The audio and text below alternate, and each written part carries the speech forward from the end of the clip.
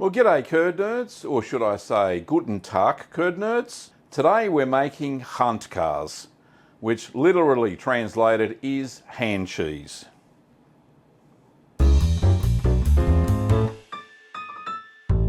So hand cheese is a high protein, low fat cheese from Germany around the Frankfurt am Main area or around South Hessen. It is formed by hand. The curds are moulded by hand. My curds didn't want to play too well, so I had to mould them using small baskets. During maturation, they kind of flattened a little bit and they kind of went translucent, which apparently is what happens when you age them. They are great little cheeses, very pungent, and as I said, very high in protein. The skimmed milk that I used for this cheese was only 0.1% fat. Now, Handkäse is traditionally eaten in a recipe. You can eat it normally, and we'll show that a little bit more in the video. However, it is eaten in a dish called Handkäse mit Musik, which means Handkäse with music. And the music comes from the onions that are added to the dish. Yes, rather flatulent. Anyway, without further ado, let me show you how I made Handkäse. Don't forget to sanitize all of your equipment. I've got it laid out on a nice clean tea towel. The milk I'm using today is supermarket standard skim milk. I'm using 4 litres, and the fat content for this milk is only 0.1 grams per 100 millilitres. So it's about 0.1% fat. And the ingredients for Handkäse is 4 litres or 1 gallon of skimmed cow's milk. I'm using pasteurised and homogenised milk. 1/16 of a teaspoon of mesophilic culture, any type will do. 1/32 of a teaspoon of Brevibacterium linens. This makes it smelly.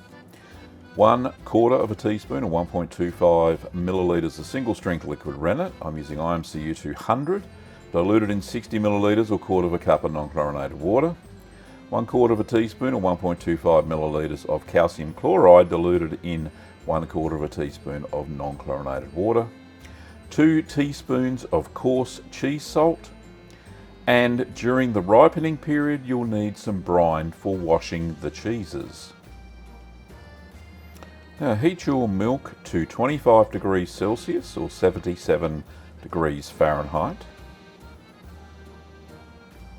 There it is, perfect temperature. So remove your spoon, and we're going to add in the mesophilic starter culture.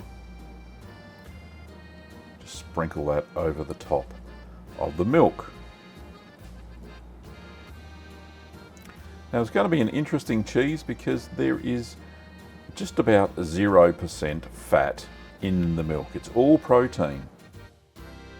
Now we're going to add the Brevibacteria linens.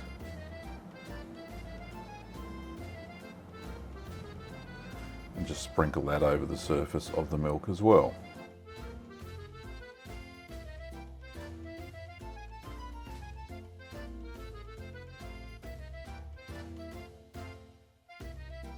Now pop the lid back on, and we're going to allow those to rehydrate for 5 minutes.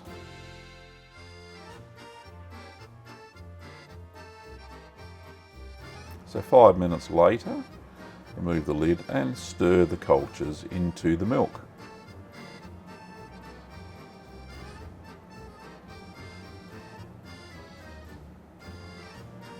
Pop the lid back on, and we're going to allow the milk to ripen for 30 minutes. This is where the acidification happens. Now that some of the lactose has been consumed into lactic acid, just going to give that a quick stir. Yep, the temperature's the same. It's crept up by 1 degree, but that's no big deal at this stage. We're now going to add the calcium chloride solution and stir that into the milk to add a bit of soluble calcium so that the rennet can set the curds a bit better. Now we're going to add the rennet solution. Just pour that in while stirring. and stir for no more than 1 minute.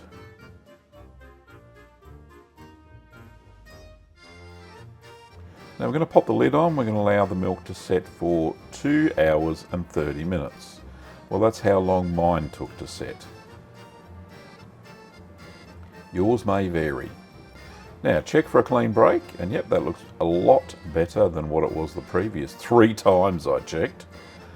And we're going to cut the curd into 1/2 inch or 1.25 centimetre cubes.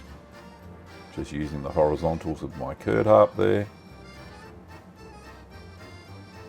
And we're going to use the curd knife to cut the verticals. So just cut them one way and then perpendicular cut the other way. And you'll get some cubes.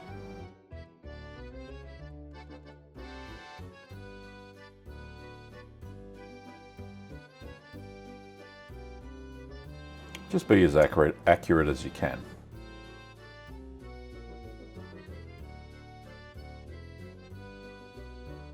There we go. And pop the lid on and let them stand for 5 minutes to heal. So now we're going to increase the temperature to 49 degrees Celsius or 120 Fahrenheit. I'm going to do that over the period of an hour. We're just going to give it a quick stir in a second, just to break the curds up. And then we're not going to stir again for the entire hour.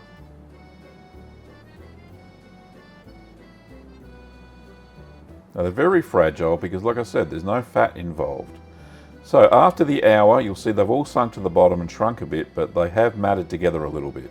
So break the curds up with your hands.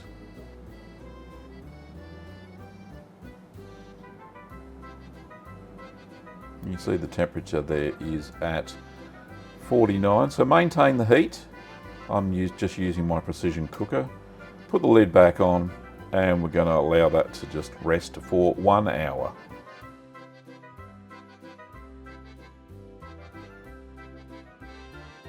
So 1 hour later, all of the curds have matted on the bottom, just makes it easier to pour off a little bit.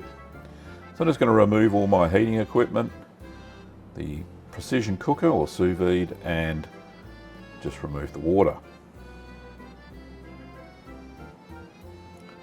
So we're going to put our sanitised colander into the sink and line it with butter muslin or cheesecloth. This is cheesecloth. Loose weave cheesecloth will be fine.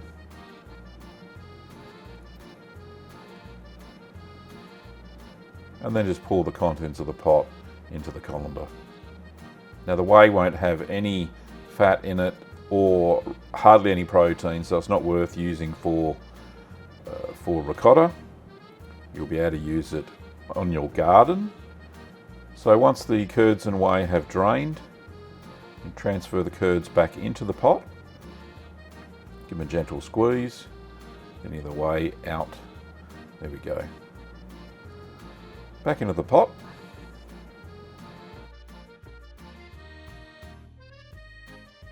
And now we're going to knead the salt into the curds. Just put your 2 teaspoons in there and give them a rough stir through the curds. This is enough salt to salt the curds.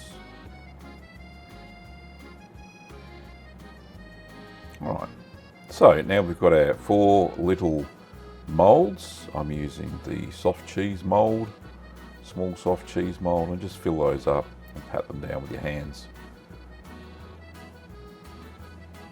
Should be able to get 4 easily there. So just press those down with your hands to get rid of some of the whey.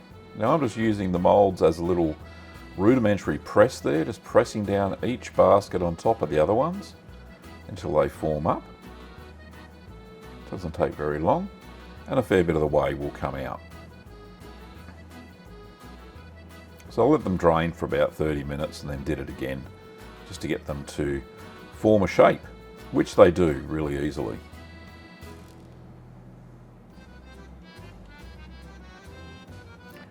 So once they have formed their shape, place the cheeses in their baskets into a mat in a ripening box.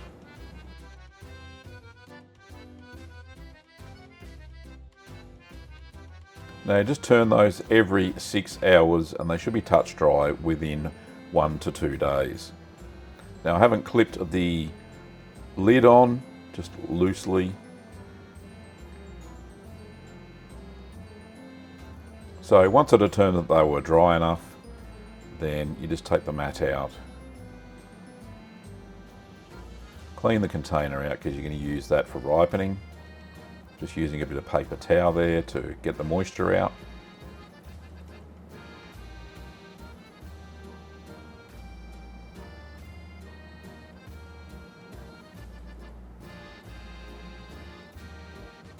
Just take all the baskets off of the mat. Let a bit of a bang, get any moisture off of that. Pop that into the ripening box and then take your cheeses out of their baskets. They're fairly dry, touch dry anyway, and then pop them into the box.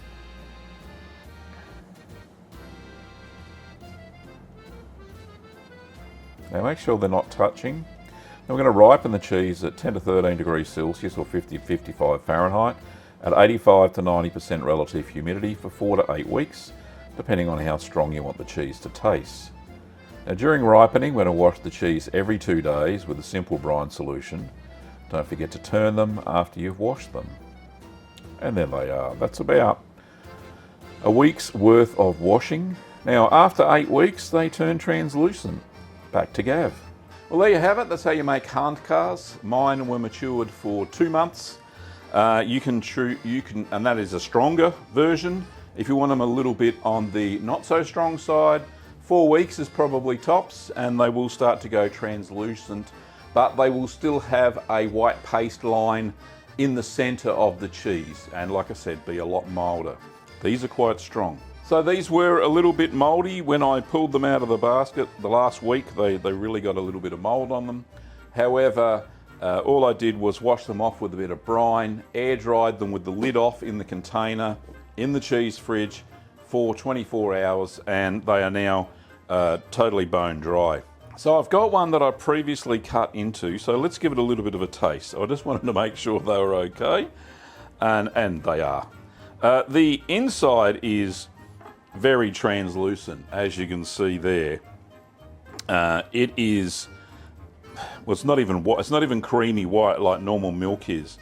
It is a little bit flexible. Now you can eat the Handkäse with caraway sprinkled over the top, a little bit of olive oil or sunflower oil, and eat them like this. But the preferred method is eating them with the onions and the oils and cider, and caraway seeds are a big thing. And that, like I said, was Handkäse mit Musik. So I will be preparing that in a separate video. In the next video, we will show Handkäse mit Musik. But I'm just going to try this one now.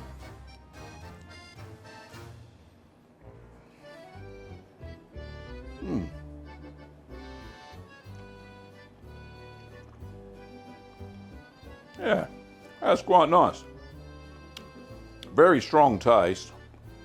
It's not bitter or anything. The salt is, it's well salted. And yeah, they are quite nice little things.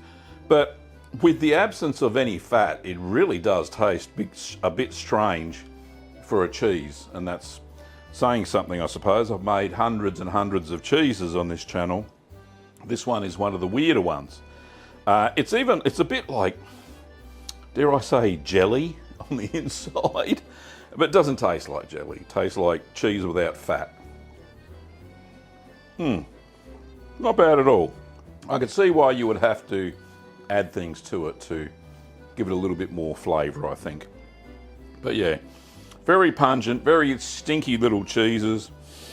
Oh yeah, smelly socks. And the flavour is unique, is all I can say.